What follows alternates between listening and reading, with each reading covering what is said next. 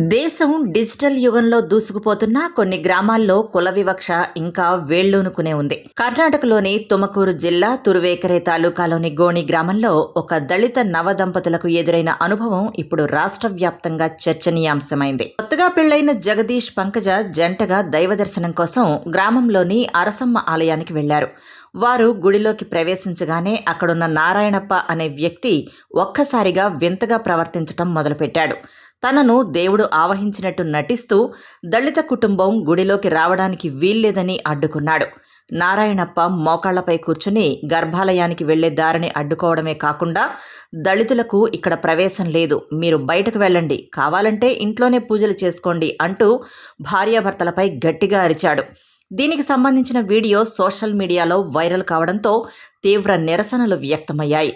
ఆ సమయంలో అక్కడ ఉన్న మరికొందరు గ్రామస్తులు కూడా దంపతులకు మద్దతుగా నిలవకపోవడం గమనార్హం.